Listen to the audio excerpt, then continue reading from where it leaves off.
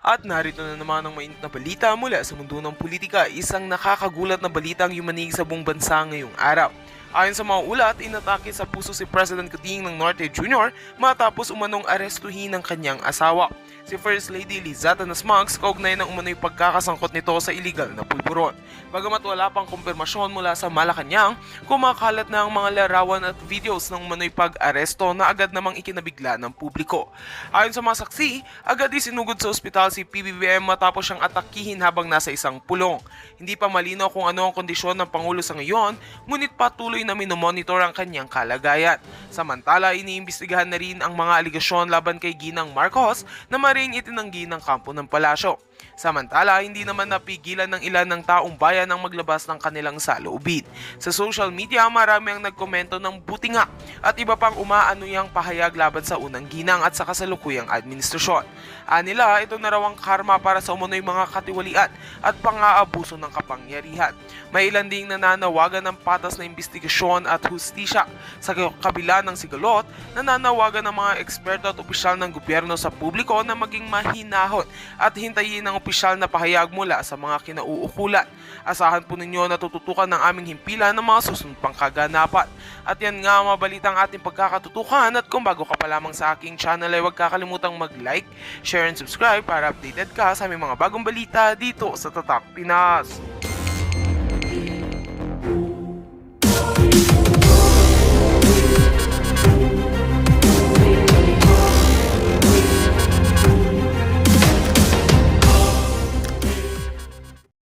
Nakipag-meet and greet, okay? Sakay, alam nyo na yan kung kanino nag-meet and greet. So itong dalawang senador na napilitan lang na mag-join sa alyansa, di ba? Sa alyansa ng mga malalansa, mga kababayan, ay nakipag-meet and greet sa ating kabilang bakod. Okay? So bakit kamo? Ayon sa minutes of meeting, o di ba? May mga ganun dramatization. Minutes of meeting, babae at lalaki to ha. Etong isang senador na ito, sabi na natin si Ping Lacson. Oh. Di ba? Sabi na natin yung pangalan. Oh, si Ping Lacson tsaka si Pia Cayetano. O di ba? Go. Oh, ano pa naman? Wala namang preno nga bells natin. Ako, baka gurgurin. Well, maganda na kayo. Siguro ready naman kayo, no? Ito ay according sa ating source, well, si Ping Lacson naman ay very vocal siya na tawag dito na ayaw yung di ba nag-mention siya na pinaka-corrupt yung national budget. May mga ganong pronouncement si Ping Lacson. So ayon ay Ping, sagutin mo to, Senator Ping Lacson. So ayon sa ating Juting Jahas, wala daw nagawa, ito budulan to this is budulan portion. So wala raw nagawa, wala raw namang magawa etong si Ping during election season, 'di ba? During election season, no? Election time, kundi ang makipag-alyansa sa mga bangag kahit na against siya dito sa ginawang budol-budol na national budget. All right? So ngayon, dahil tapos na yung election, tapos na yung budulan portion nila, ayon sa ating Juting Jahas, ito daw si Ping Lacson at saka si, hindi ko na alam kung totoo yun, basta inosente ako. Di ba? Hindi ko alam kung totoo, pero kasi yung bubwit na yung Juting Jahas na yun, laging perfect score yun eh. Ngayon,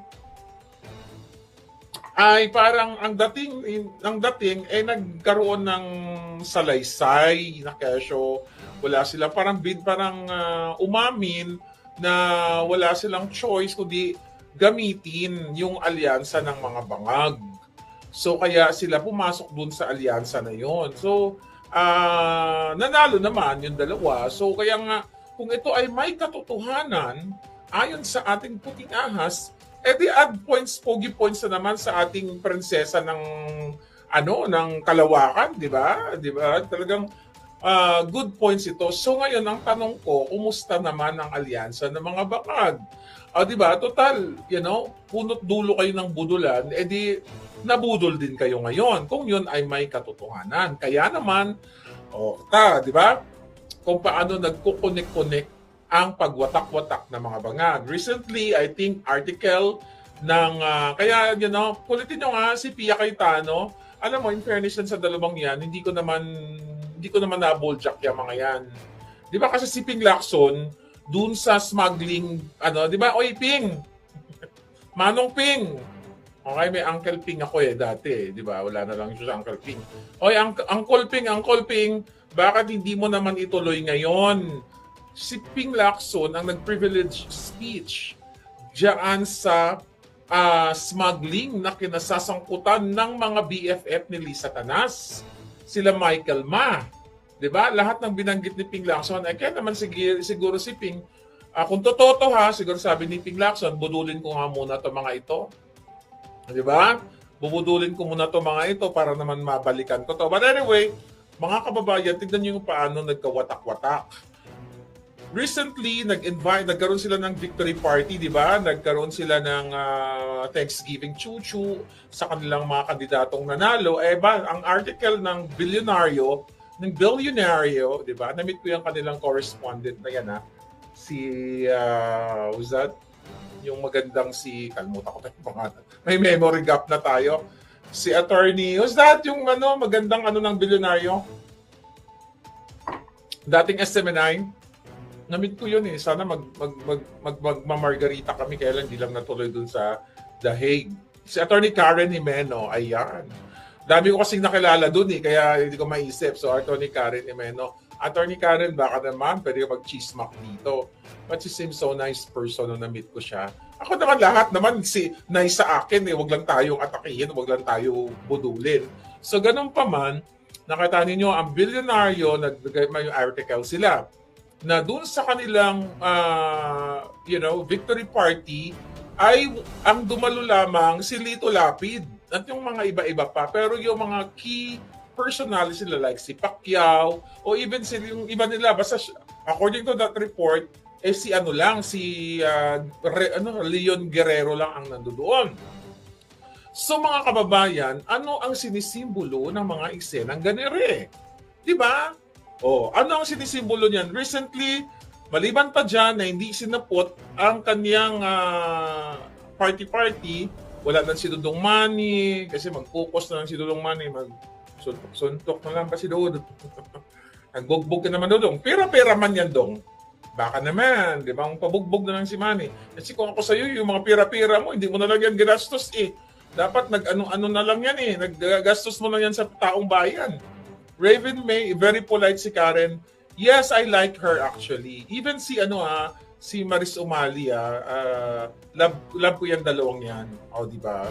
Hindi, mabait naman talaga sila during that time. Okay? Mabait naman sila. Huwag tayong mga away kasi hindi natin alam ang istorya ng mga yan sa totoo lang we have to realize na yung mga reporters, they're just doing their job na para sa buhay nila. May personal na dwelling sila sa buhay, hindi nga natin alam kung sila ay tagang tinatakot, sinisindak or whatsoever. So, ganun pa man, mga kababayan, so watak-watak na nga yung mga bangag. So, imagine mo, Thanksgiving party, di ba? Ito ay isang malaking sinyalis ng ang mga malalansang alyansa ay watak-watak na. Imagine mo, si Dudong Manny, sino ba yung hindi nanalo? Si Bong Revilla man. Yan, di sila nanalo. Kasi nga, mga losers. Okay? Mga loser, syempre, hindi sila na bit-bit ni Lisa Tanas, di ba? Hindi na calibrate yung machine para sa kanila, di ba? Swerte si Kiko Matching at saka si Bam, di ba? So ngayon, baka naman may sama ng loob kaya hindi nagpakita dun sa party na yon. So, wala na silang pagkakaisa, wala nang kwenta yung kanilang mga koalisyon ng mga alyansa ng mga bangag. Kaya no wonder, inunahan na ni Clarissa Taratara yung kanyang pronouncement na sabi daw ni Bangag na, mag-focus na tayo sa trabaho, diretso na tayo, ganyan-ganyan, wala nang alyansa. Wala nang alyansa, mga kababayan, kasi watak-watak na nga sila. Tignan mo mismo, yung dalawang senador na yan, according sa ating source, di ba, ay nakipag-meet up na sa kampo ni prinsesa ng ating Kalawakan, di ba? Ng prinsesa ni Inday. Hindi ko lang alam kung si Inday ang kausap o yung yung BFF ni Inday. Marami namang BFF yan. I'm just not sure kung sino. Pero actually alam ko, pero wag na. wag na baka ma-pinpoint pa, 'di ba? Baka magurgur pa yung ano, no? Yung ating palangginging doon. So, mga kababayan, malinaw pa sa sikat ng araw na ito ay watak-watak na talaga ang alyansa ng mga bangag. Sabi ko nga sa inyo talagang ang mga mambubudol nagbabakbakan na budol sa budol. Kasi nga si Toby Tiangco nagdakdak. Anong sabi diyan? Dapat pala ang dinakdak natin diyan, ang title natin 10 billion campaign funds. Mga kababayan, kailangan yung magising. Ayoko na, sumisigaw na lang ako everyday ng buhay ko. Simula ako nagbablog ako. Ganun na lang ang bunganga. Ganun na lang ko. Napapagod din ako sa kangangal. Pero ngayon, kasi, it's a very special day. So, kaya naman cool na cool lang ako. Ngayon, mga kababayan, cool na cool. Mamaya, galit na naman. So, 10 billion, according sa ibinulgar, di ba? According sa report, 10 billion ang ipinondo diyan sa alyansa ng mga bangag at tinipid di umano ni Toby Tiangco yung mga pondo sa iba't ibang bahagi, especially ng Mindanao. Sa BARM, di ba? According sa report, walang nanalo na alyansa ng mga bangag doon. Ngayon, tigo 1 million lang daw binigay doon sa mga barangay captain ba o kung sino man yon. So kaya nga kina-question nila, nagbubugbugan, naggaganyan sila ngayon. Kaya yan ang gusto natin. Magbuksing-buksing man ba? Di ba? Hindi lang si Dodong man Dodong, magbuksing-buksing mo. So pero ito seryoso. Mga kababayan, ito yung malungkot na katotohanan na hindi ko nga alam sa inyo na parang okay lang ba sa inyo? Yung pinag-usapan namin ni Attorney Glenn Chong kanina, yung election natin, election sa Pilipinas, sa bansang pinakamamahal natin, di ba? Ang lupang tinubuan. We spend 40 billion pesos. Sa election pa lang yan, na magkakaroon lang ng dayaan, discrepancy at kung ano-ano pa. Wala pa tong 10 billion na ito na ginastos ng alyansa based on that report para sila maipanalo nila yung 12 nilang kandidato. Ngayon, siyempre, hindi naman uubra yun. Dahil hindi naman tayo maniniwala na mananalo yung kanilang 12 candidates, di ba? O kung ilan man yung kandidato na gusto nila. Kasi kaduda-duda, hindi mag-aalsa ang balat sa tinalupan, di ba, pag nangyari yon. So, going back to that Tiangco issue, ang gusto ko sabihin sa inyo, kausapin ko kayo puso sa puso, alindog sa alindog. Alindog sa alindog, puso sa puso. Ito, seryoso. Papabayaan nyo na lang ba na ang gobyerno ni Marcos Jr. ng Bangag, imagine niyo ang dami nyo, ang PhilHealth ayaw budgetan. Zero budget. Ang PhilHealth ay para sa kalusugan ng bawat mamamayang Pilipino. Zero budget. Pero ang campaign ng alyansa ng mga bangag, pinondohan ng 10 billion pesos. Sa isang 90 days ang campaign, sa 3 buwan lang. 10 billion. And still okay pa rin sa inyo. Ang mga anak, nanay, lolo't lola ninyo, hindi makalapit. Ako, may lumapit na naman sa akin. Na mga may sakit and everything. Walang pambiling ganito, walang gamot, Pero itong gobyerno ni Bangag, 10 billion. Sinabi nila yan, mga kababayan. Okay, nasa report nila nabasa ko lang kanya, kahit i-google nyo, nandiyan yan. So ngayon, dahil nag-aaway-aaway sila, dahil ito daw si Toby Tiangco, di ba, ay mayroong ambition for speakership. Kaya siya ay nagbukelya sa inyo, nagbukelya sa interview pala niya, sa ABS interview niya, na kung saan na inamin na talagang binayaran with the basbas o Bangag Jr. na binayaran itong 200 plus, was it 200? Ilang mga kongresista ang pumirma doon? Anyway, para i-impeach si Day Sara, inamin mismo na sinuhulan nila. Sinabi mismo ni Inday, 1.5 cash, 6 million plus yung conditional release na kapag ikaw ay pumirma, mayroon kang additional, ayuda, gamit yung mga AKAP chuchu na yan at piniluwanag na nga ng ating abogadong Vice President Sara na hindi trabaho ng kongresista yung mga pagbibigay ng mga ayuda na yan o wala silang dapat power o hawakan yung pera, 'di ba, ninyo para mamigay ng ayuda. Ang trabaho nila, mag-amend, magbalangkas ng batas, gumawa ng batas, ganyan-ganyan. So ngayon lumabas na nga sa bunganga nitong Toby Tiangco na ginasusan talaga nila at ito ay basbas ni Bangag para i-impeach ang ating Inday Sara Duterte. Hindi, this is fake news na naman to. Hindi magjugjugan silang dalawa. Di ba? Inamin na nila. Kaya nga ngayon mga kababayan, ang nakikita natin dyan, talagang baka magkaroon talaga ng dugo-dugo, magdugo-dugo, magligo-ligo sila dyan, di ba? Magdugo-ligo, ito mismo sila. Maganda yun. Habang pinapanood natin sila na nagbo-boxing, di ba kabog, sige lang. At habang lumalakas ang ating prinsesa ng Kalawakan, di ba? At talagang lumalaban sa kanila ng harap-harapan at sinasabi nga nito ni prinsesa ng Kalawakan, kailangan, excited na siya. Excited ba sinabi niya? Gusto niya na talaga magkaroon ng dugo-ligo na labanan dyan sa impeachment na yan.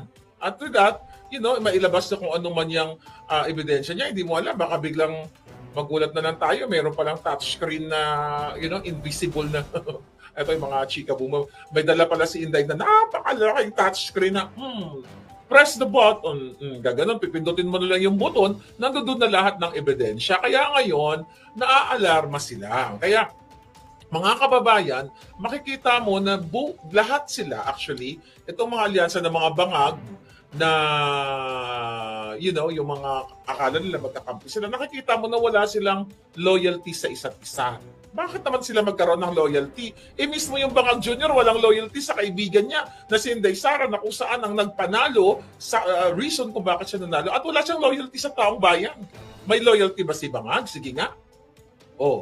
Ngayon, ano gagawin nila? Dahil ang sinasabi dito sa news, nag-abala daw, kumbaga ang pinagdunan doon ng pansin ni Toby Tiangco ay yung i-maintain o manatili yang si Escudero, 'di ba, diyan sa leadership niya sa Senate or hanggang 2028 pa. So imbis daw, sinisisi siya ngayon. Kaya daw sila natalo, itong mga alyansa ng mga bangag because of Toby Tiangco. Dahil una, tinipid yung budget. I think pinagpapaliwanag pa siya kung saan napunta yung 10 billion something na pinondo ng bangag dyan. Well, it's not bangag's money. It's your money, darling. So ngayon, mga kababayan, dahil mga talunan itong mga ito at nakita ninyo yung protest vote at ipinakita ninyo na ang mga Duterte ay may alindog pa talaga. Hindi lang asim, kundi talagang maalindog pa ang mga Duterte dahil nakita nyo majority dito sa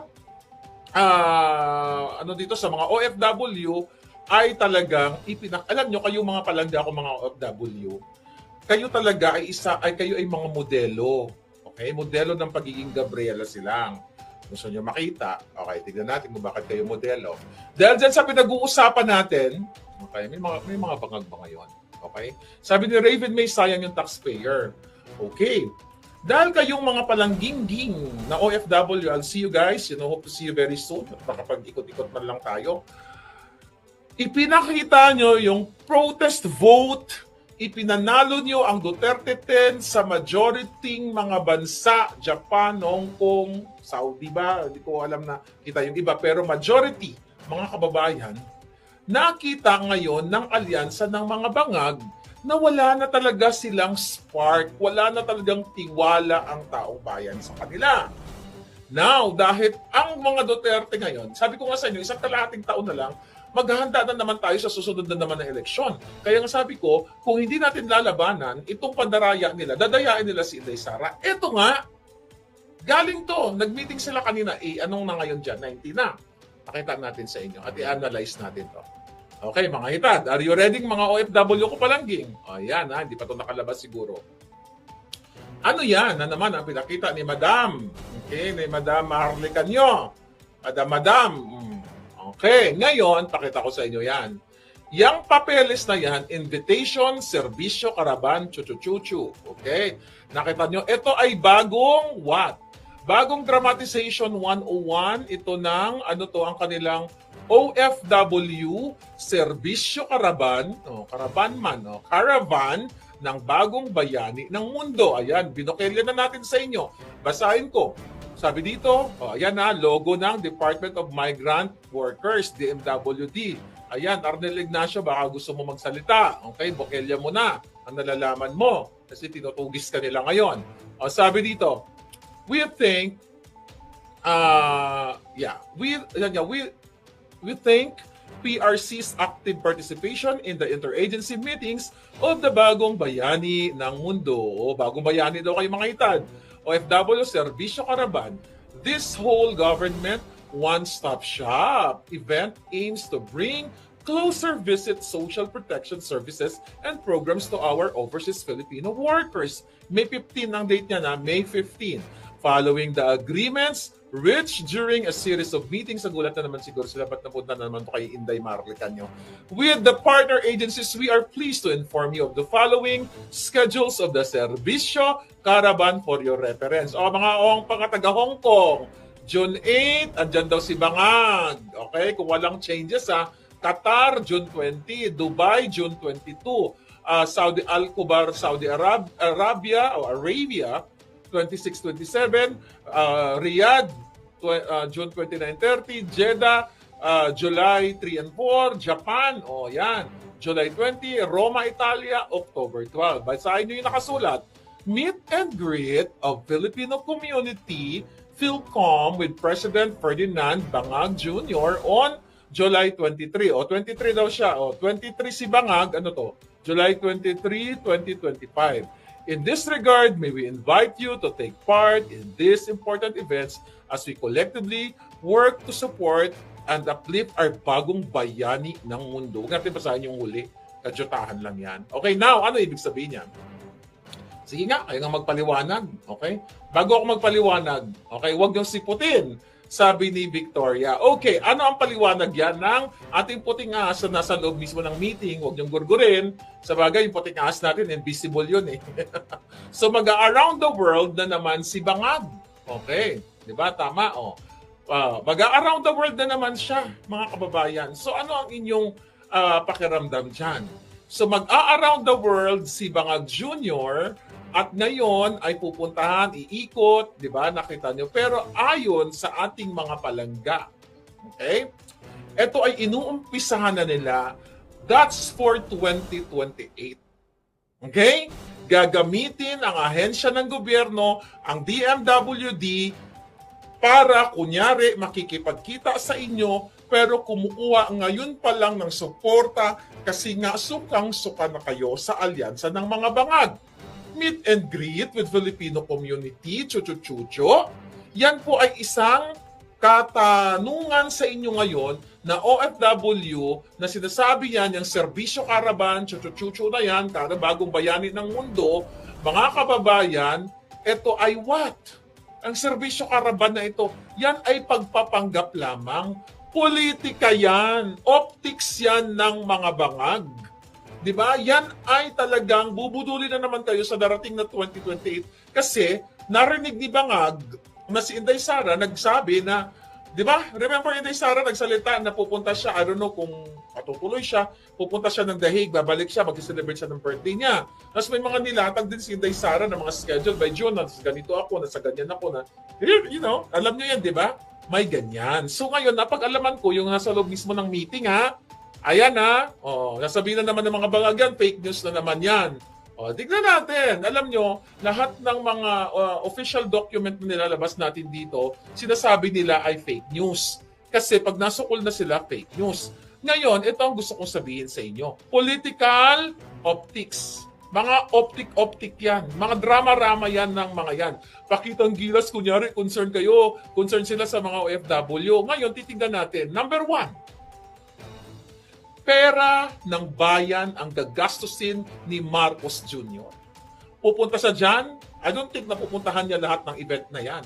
Yung bibit-bitin na mga taga DMW, yung kanilang entourage, ilan pong milyong piso ang gagastusin. Di ba?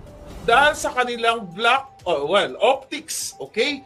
Na paghahanda nila dahil alam nila na hindi na nila kayang Well, alam ko, you guys are smart, no? Mga palangga ko, na-meet ko sa mga OFW. Huwag kayong pumayag. So, ito yung nakarating sa akin. Dahil mismo, ang ating puting ahas na nag-aaktong daga minsan. Puting daga, hindi nila mahuli-huli. So, yan ngayon. Ang tanongin nyo sa mga sarili ninyo, magkano yung gasto sa biyahe, yung entourage nila. Imbes na yung budget na yon, mga palangga, ilaan na lang sa healthcare, yung mga reforma, mga mga programa, 'di ba? Ngayon anong gagawin diyan? Syempre iistorbohin ni Bangag yung mga OFW na yung mga mabubudol lang naman, 'di ba? Ang sinasabi para what? Ilapit ang social services, chuchu ng ni Bangag. Mga kababayan, kung gusto ilapit ni Marcos Jr. ang serbisyo sa mga OFW, ang bawat konsulado, ang bawat embahada, dapat nandyan ang serbisyo. Hindi yung kadyutahan niya, gagamitin ng pera ng bayan, baka sisingot lang siya dyan, di ba? Mag-aadik-adik lang ang gago, di ba? Kung gusto niyang suportahan ang mga hinaing ng OFW, mga problema ng OFW, hindi niya kailangan gamitin yan. Yung mga pag-ikot-ikot, dahilan lang yan. Kasi nga in preparation niya sa 2028, I'm telling you, katatapos na ng election, dayan sa election, eto na naman tayo. Sabi ko nga sa inyo, hanggang sa huling hininga natin dito, hindi tayo titigil hanggang hindi natin napapanagot itong mga bangag na ito. So gusto kong maintindihan ninyo, hindi naman kayo siguro shongabels katulad ng mga bangag, di ba? Hindi naman kayo, na walang alam katulad ng mga truth.